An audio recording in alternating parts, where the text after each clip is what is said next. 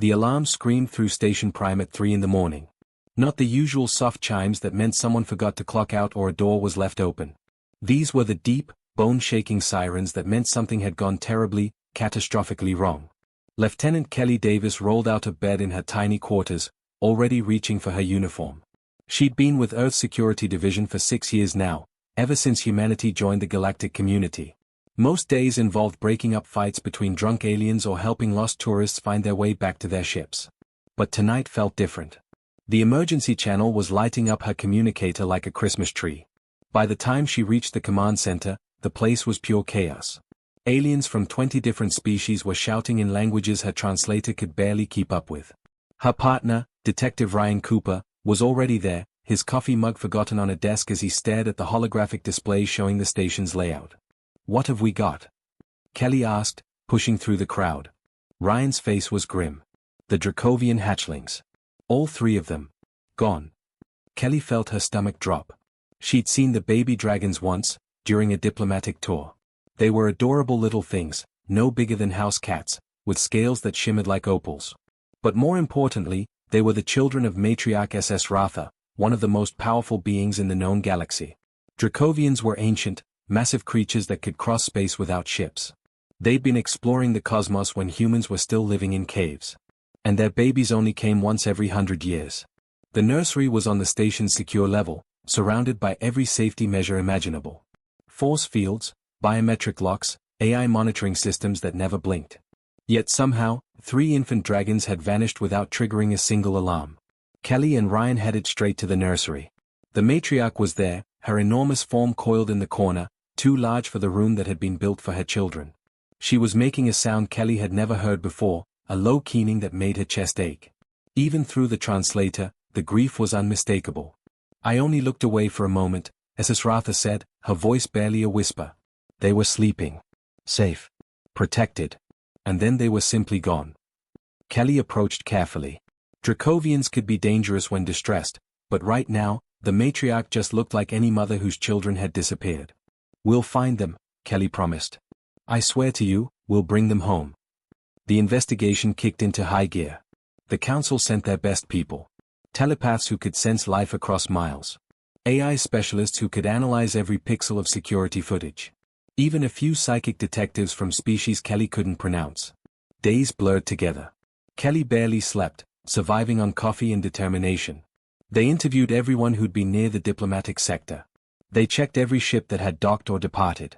They examined the nursery for hidden passages, secret doors, or signs of forced entry. Nothing. It was like the babies had simply ceased to exist. The theories got wilder as time went on. Maybe they'd been pulled into another dimension. Maybe time travelers had taken them. Maybe they'd been teleported to another galaxy. The alien investigators loved their complicated explanations, full of quantum mechanics and dimensional physics that made Kelly's head spin. But something bothered her. Something simple. On the 5th day, she was reviewing footage for the 100th time when she noticed it. The environmental systems in the commercial district had been acting weird. Not broken, just odd. Temperature fluctuations. Extra power being drawn. The AI had flagged it as routine maintenance issues, nothing worth investigating. Kelly didn't believe in coincidences. "Ryan," she called across the command center. "You see this?" He came over, squinting at her screen. "Temperature anomalies?" "Kelly, we're looking for missing dragons, not HVAC problems." "Humor me," she said. "What if someone was trying to keep something warm? Really warm? Baby reptiles need heat, right?" Ryan paused, then his eyes widened. "The lower levels. The shops." They started mapping the anomalies, tracing them through the station's guts. The pattern led them away from the shiny diplomatic halls, down to where regular folks lived and worked. To a small cluster of businesses tucked away in a quiet corner most visitors never saw. A tailor shop run by a nice alien couple. A noodle restaurant that smelled incredible. And a barber shop with a faded sign that read "Vinny's Cuts, all species welcome." Kelly had walked past it 100 times but never paid much attention. It was just there, part of the station's background, run by some old human guy who'd been here forever. But now, standing outside with Ryan, she noticed the door was slightly warm to the touch. And from somewhere inside, very faint, she could hear something that sounded almost like purring. Kelly stood outside the barber shop, her hand hovering over the door handle. something felt off. Not dangerous exactly, just strange. The metal was warm, almost hot, like someone had been running a space heater full blast in the middle of the station's climate-controlled environment. "You feel that?" she whispered to Ryan. He nodded, pulling out his scanner. The device beeped softly, showing elevated temperature readings and unusual energy consumption. Nothing alarming enough to trigger automatic alerts, but definitely not normal.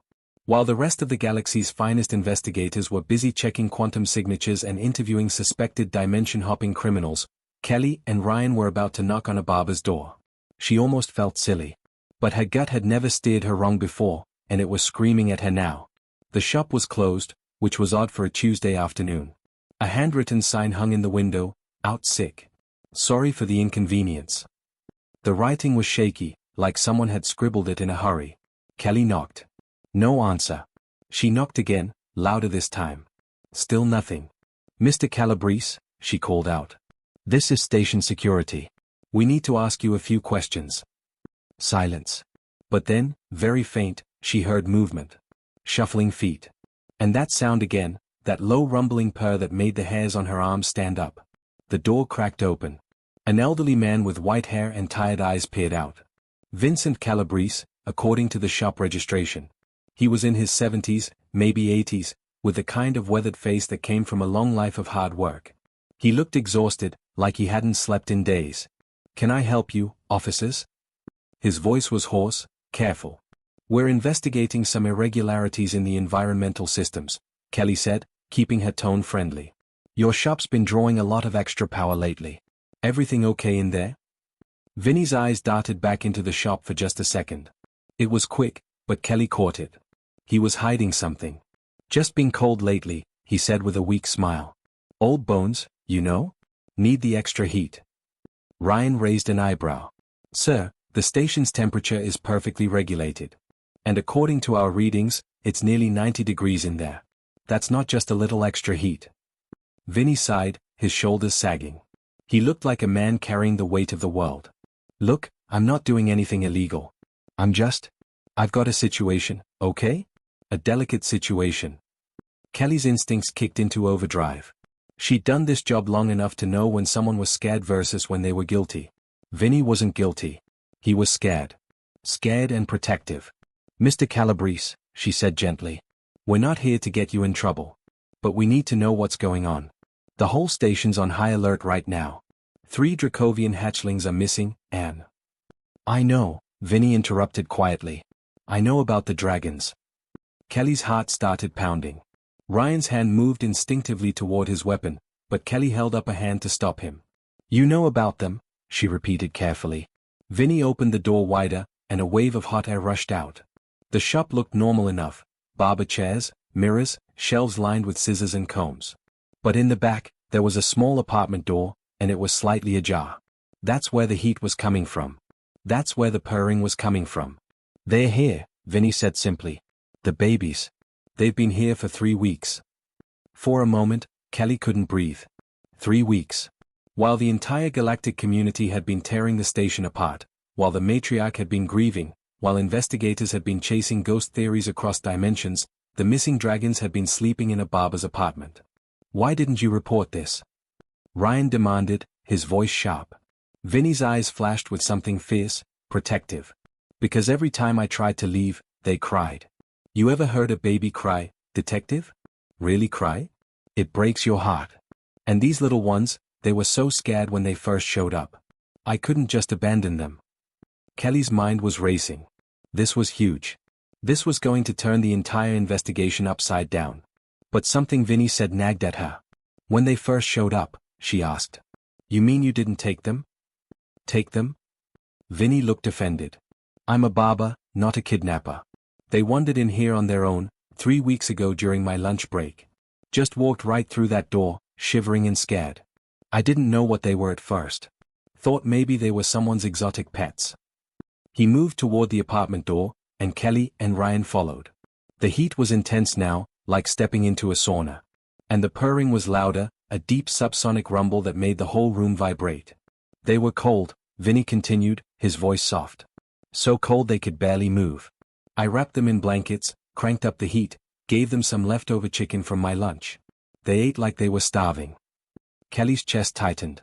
The nursery had been kept at standard station temperature, around 72 degrees. But Dracovians were reptilian.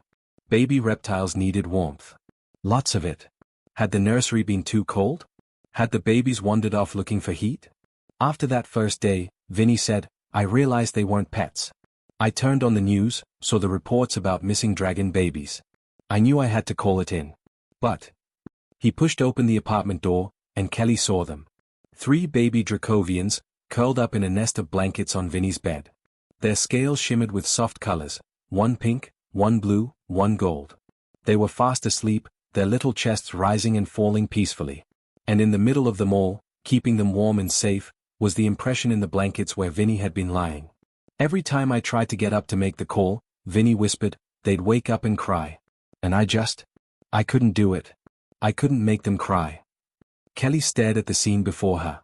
An elderly human barber, barely making ends meet on a distant space station, had sacrificed everything for 3 frightened children who weren't even his species. He'd given up his business, his freedom, his comfort, all because some babies needed him. And somehow, in that moment, Kelly understood exactly why humanity had earned its place among the stars. Kelly took a careful step into the apartment, Ryan right behind her.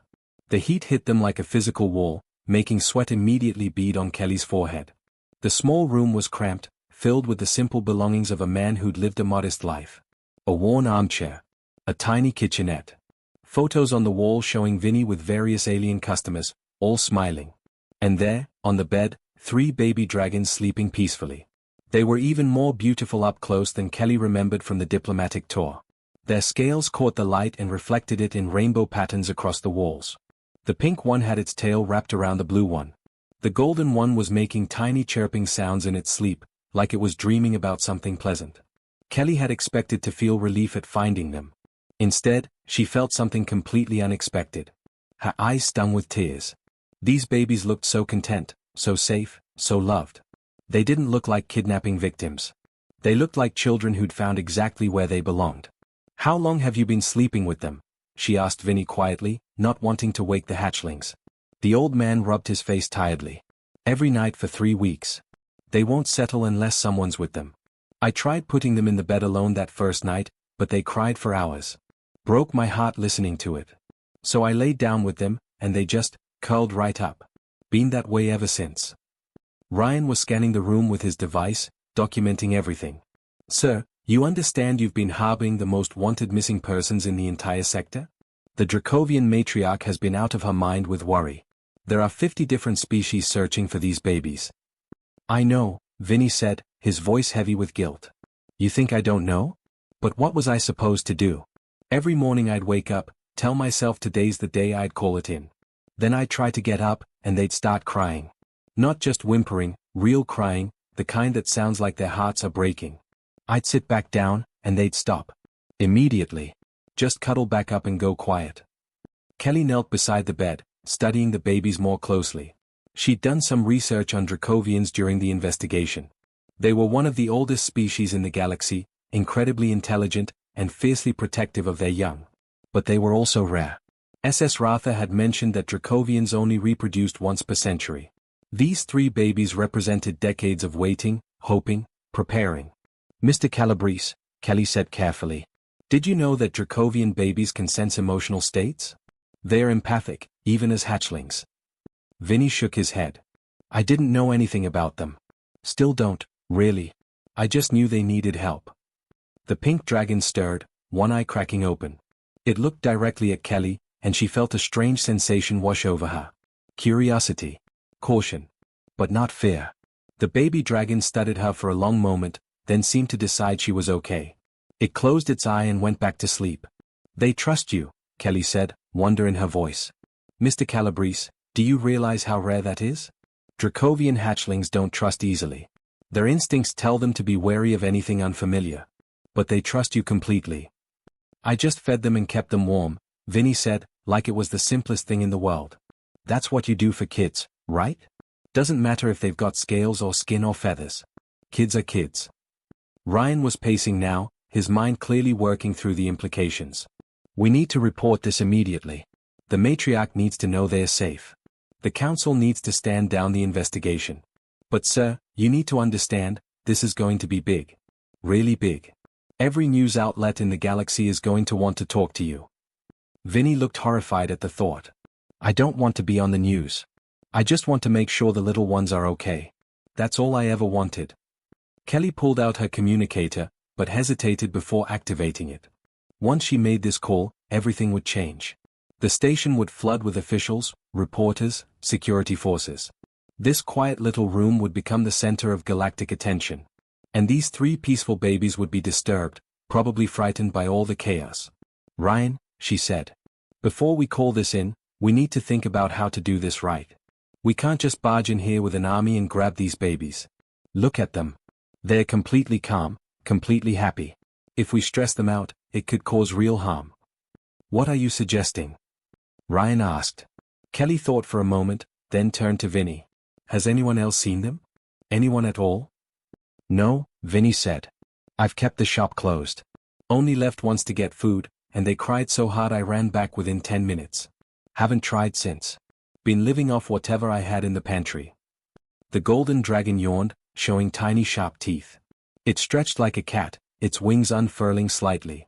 They were delicate things, translucent and gossamer thin. The baby looked around the room with sleepy eyes, saw Vinny, and made a happy chirping sound. Vinny's whole face softened. He moved to the bedside and gently stroked the dragon's head. Hey there, buddy. Did you have a good nap? The dragon leaned into his touch, purring louder. The vibration made the water in a glass on the nightstand ripple. The other 2 babies started to wake up, drawn by their siblings' contentment. Kelly watched the interaction and felt something click into place. This wasn't just a case of missing children being found. This was something deeper, something the advanced species with their fancy technology and complex theories had completely missed. These babies hadn't been taken. They'd left on their own, searching for something the nursery couldn't provide. And they'd found it in the most unlikely place. Not with another dragon or some sophisticated alien caretaker, but with an elderly human barber who knew nothing about their species except that they needed warmth and kindness.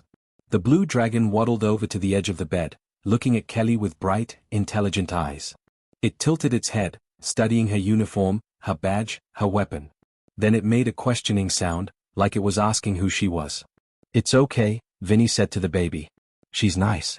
She's here to help. The dragon seemed to accept this. It chirped once, then climbed back into the nest of blankets, content. Kelly made her decision. She activated her communicator, but set it to direct line only, bypassing the general channels. This is Lieutenant Davis. I need a private line to Matriarch SS Ratha. Immediately. Tell her we found her children, and they're safe. But tell her she needs to come alone. No entourage. No press. Just her. And tell her to come quietly. Ryan raised his eyebrows but didn't object. He understood. Sometimes the biggest discoveries required the gentlest touch. Within minutes, the communicator crackled. The matriarch's voice came through, shaking with emotion. You found them? My babies? Are they hurt? Kelly looked at the 3 dragons, now playing gently with Vinny's shoelaces, completely at peace. They are perfect, Kelly said. But there's something you need to see.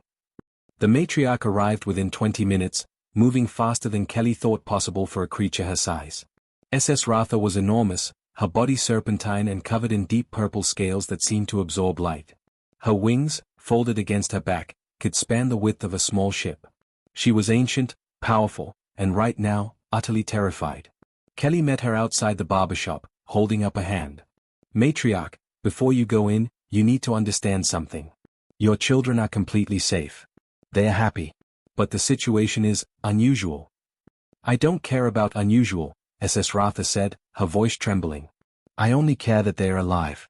Please, let me see them. Of course, Kelly said. But please, move slowly. Stay calm. The babies are in a delicate emotional state, and we don't want to frighten them. The matriarch's massive form had to fold in on itself to fit through the shop's entrance. Ryan had cleared the area, making sure no reporters or curious onlookers were around. This moment needed to be private. Inside, Vinny stood nervously by his apartment door. When he saw the matriarch, his eyes went wide. He'd seen Dracovians before, of course, but never up close. Never a parent desperately searching for her children. He said, his voice small. I'm so sorry, I should have called sooner. I just... Where are they? SS Ratha interrupted, not unkindly, but with the urgency of a mother who'd been separated from her babies for far too long. Vinny opened the apartment door. The heat rolled out, and with it, the sound of chirping. 3 little voices, happy and playful. SS Ratha moved forward, then stopped dead in the doorway. Her children were tumbling over each other in a pile of blankets, playing some kind of game that involved pouncing and gentle nipping. They looked healthy, their scales bright, their eyes clear. When they sensed their mother's presence, all 3 froze. For a heartbeat, nobody moved. Then the pink baby let out a joyful shriek and launched itself toward SS Ratha. The other 2 followed, a tangle of wings and tails and excited chirping. The matriarch caught them, her massive body curling around them protectively, and made a sound Kelly had never heard before. It was crying. The ancient dragon was crying. My babies, SS Ratha whispered. My precious babies. I thought I'd lost you forever. The reunion lasted several minutes. Kelly felt tears streaming down her own face, and even Ryan had to look away, his jaw tight with emotion. Vinny stood quietly in the corner, a small smile on his tired face despite his obvious fear of what might come next. Finally, the matriarch looked up. Her eyes, larger than dinner plates, fixed on Vinny. You, human. You are the one who kept them safe. Vinny nodded, trying not to shake. Yes? They showed up about 3 weeks ago. Just walked right into my shop. Tell me everything, SS Ratha commanded, though her tone was gentle. I need to understand what happened. So Vinny told his story, starting from the beginning. It was a Tuesday afternoon, he explained, and business had been slow. He'd been eating lunch in his chair, half watching a holovid, when he heard a strange scratching sound at his door. I figured it was rats or something, Vinny said. The lower levels get them sometimes. But when I opened the door, these 3 little guys were just sitting there, shivering. I didn't even know what they were at first. I just saw babies who looked cold and scared. The babies had been sluggish, barely able to move. Their scales had been dull, almost gray. Vinny had scooped them up without thinking, bringing them inside. That's when he noticed how cold they felt, like ice packs against his chest. I wrapped them in towels and turned up the heat as high as it would go, he continued. Then I gave them some chicken from my sandwich. They devoured it. Hadn't realized they were starving too. SS Ratha's expression was pained. The nursery, she said quietly. We kept it at standard station temperature. I didn't realize. I've raised hatchlings before, but that was centuries ago, on our homeworld. The protocols here, they were designed by the station's environmental specialists. They assured me it was appropriate. Kelly pulled out her datapad, checking the records. The nursery was set to 72 degrees. But according to xenobiological data, Dracovian hatchlings need temperatures between 85 and 95 degrees for optimal health. Someone made a mistake in the environmental settings. The matriarch closed her eyes, pain etched across her features. They were cold. My babies were cold, and I didn't know. They must have gone looking for warmth. There's a maintenance shaft, Ryan added, having traced the route. It connects to the nursery. Too small for adults, but perfect for hatchlings. They crawled through until they found a heat signature. Mr. Calabrese's shop was drawing extra power because of a faulty heater. It created a warm spot on the station's thermal map. The babies followed it. Vinny picked up the story. After that first night, I knew I had to report it. I saw the news, saw you on the broadcasts begging for information. But every time I tried to leave, they'd cry. Not just fussy crying, real, heartbroken sobbing. Like they thought I was abandoning them. He looked down at his feet, ashamed. I kept telling myself, just one more day. Let them settle. Make sure they're eating properly. Make sure they're warm enough. But the days kept passing, and they kept needing me, and I couldn't do it. Couldn't walk away from them. The golden baby waddled over to Vinny, climbing up his leg with surprising agility. It settled in his lap, purring contentedly. The old man stroked its head automatically, a gesture he'd clearly done 1,000 times. SS Ratha watched this interaction with intense focus. You bonded with them, she said softly. They imprinted on you. I don't know about that, Vinny said. I just tried to take care of them the best I could. Fed them, they really like rotisserie chicken, by the way. Kept them warm. Talked to them. Sang sometimes, when they couldn't sleep. Old songs my mother used to sing to me. You sang to them? SS Ratha's voice was barely a whisper. Well, yeah. Babies like lullabies, don't they? I figured it couldn't hurt. The matriarch was quiet for a long moment. The pink baby had fallen asleep against her chest, but the blue one was looking between its mother and Vinny, as if confused about where it should be. In our culture, SS Ratha finally said, there is an old tradition. Ancient, from before we learned to travel the stars. Sometimes, hatchlings would wander from the nest and be found by other creatures. If those creatures showed the hatchlings kindness, kept them safe, and cared for them as their own, we considered it a sacred bond. The finder becomes part of the family. Forever. Vinny blinked. I'm not sure I understand. You sacrificed your livelihood, SS Ratha said. Your comfort. Your freedom. All for children that were not yours, of a species you knew nothing about. You asked for nothing in return. You simply gave them what they needed because it was the right thing to do. She moved closer, her enormous head level with Vinny's. This human has honored my family beyond measure. He has shown me that true compassion knows no boundaries of species or form. Kelly felt pride swelling in her chest. This was humanity at its best. Not conquering or competing, but simply caring. One old Barber had done what entire teams of experts couldn't do. He'd understood that sometimes, the answer wasn't complicated. Sometimes, babies just needed warmth, food, and someone who cared. News of the discovery spread through Station Prime like wildfire. Within hours, the entire galaxy knew that the missing Dracovian hatchlings had been found sleeping peacefully in a human barbershop. The story was almost too strange to believe, yet there it was, confirmed by Lieutenant Kelly Davis herself in a carefully worded statement to the press. But what happened next was what truly captured the hearts of billions across the stars. The Galactic Council called an emergency assembly. Every major species sent representatives. Camera drones filled the Great Hall, broadcasting to countless worlds. Everyone expected a formal ceremony, perhaps some kind of reward for Vinny. What they got instead changed everything humanity thought it knew about its place in the cosmos. Vinny stood in the center of the hall, looking terribly uncomfortable in a borrowed suit that didn't quite fit. He kept tugging at the collar, clearly wishing he was anywhere else. Kelly and Ryan flanked him, offering silent support.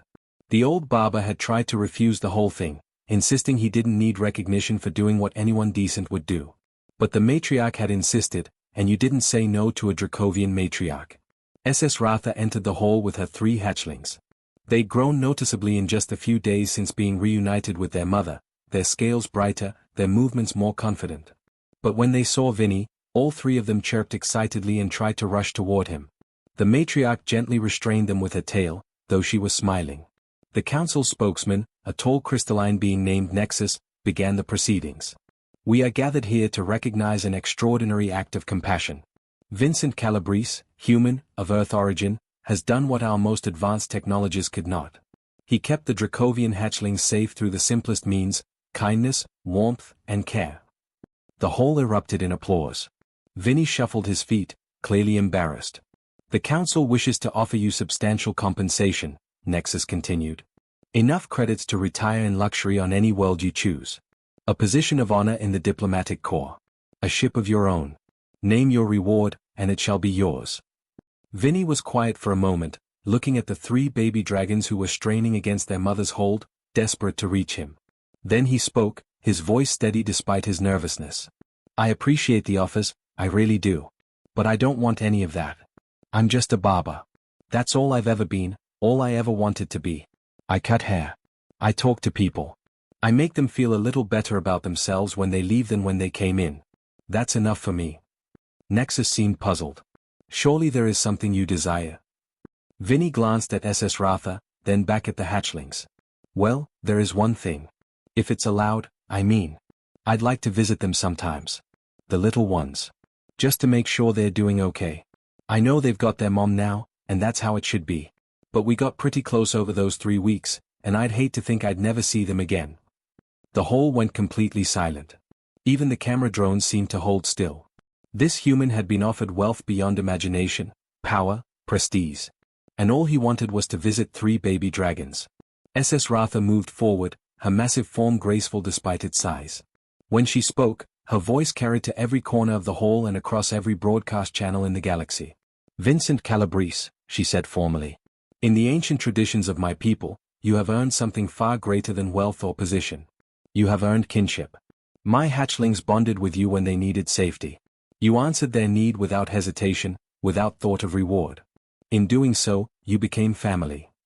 She gestured with one enormous claw, and an aide brought forward a small crystalline tablet, covered in swirling Dracovian script. This is a bond mark, SS Ratha explained. It declares you an honorary member of my family. You may visit my children whenever you wish. You may call upon my family's resources if you are ever in need. And when my hatchlings speak of their lives in the years to come, they will speak of you as the one who saved them. Vinny took the tablet with shaking hands. I don't know what to say. I just did what felt right. That is precisely why you are worthy, SS Ratha replied. Then she released her hold on the hatchlings. 3 baby dragons launched themselves at Vinny like furry missiles, nearly knocking him over. They climbed all over him, purring and chirping and nuzzling against his face. The pink one draped itself around his shoulders like a scarf. The blue one settled in his arms. The golden one perched on his head, tangling itself in his white hair. Vinny laughed, a real genuine laugh that echoed through the hall. Okay, I missed you guys too. Yes, even you, troublemaker, he said to the golden one, who was trying to eat his ear. The image was broadcast across 1,000 worlds. An elderly human barber, unremarkable in almost every way, covered in baby dragons who loved him. No advanced technology. No complex diplomacy. Just pure, simple connection between different species. In the weeks that followed, something shifted in how the galaxy viewed humanity. Humans had been respected for their adaptability, their determination, their surprising military capabilities. But now they were seen in a different light. They were the species that would sacrifice everything for someone else's children. The species that measured success not in credits or power, but in relationships and kindness. Vinny went back to his barbershop. He refused all interviews, turned down book deals, and ignored the thousands of messages from people wanting to meet him. He just wanted to get back to normal life. But 3 times a week, like clockwork, he'd close up shop early and take the shuttle to the diplomatic sector. The first time Kelly saw him arrive for a visit, she happened to be passing by. The hatchlings, already twice the size they'd been when found, stampeded toward Vinny the moment they sensed him coming. They'd grown too big to all pile on him at once, but they tried anyway, a tangle of scales and wings and pure joy. SS Ratha watched from nearby, a contented expression on her ancient face. He is good for them, she told Kelly. They are learning so much from him. Patience. Gentleness. The value of simple pleasures. These are lessons I could not teach them alone. And what's he learning from them? Kelly asked. The matriarch smiled. That family is not always what you expect. That love crosses all boundaries. That an old human who thought his life's great adventures were behind him still had the most important journey ahead of him. Kelly watched Vinny pull out a comb and start grooming the pink dragon's scales, talking to it in a gentle voice about his day. The dragon listened intently, as if understanding every word. Months later, Kelly received a message. It was a photo from Vinny. He was in his barbershop, but he wasn't alone. The 3 dragons, now the size of large dogs, sat patiently in barber chairs while Vinny carefully polished their scales with special oil. The caption read, "Turns out dragon grooming isn't so different from cutting hair. Who knew?" That photo became the most shared image in galactic history. It hung in schools, offices, and homes across hundreds of worlds. Not because it was dramatic or impressive, but because it showed something everyone understood, regardless of species. It showed what happens when someone chooses compassion over convenience. When someone decides that doing the right thing matters more than doing the easy thing. When an ordinary person becomes extraordinary simply by caring. And every time someone looked at that photo, they remembered the old human barber who found 3 scared babies and couldn't walk away. They remembered that heroes don't always come in expected forms. Sometimes they're just tired old men with kind hearts and warm blankets. Sometimes that's all the universe needs.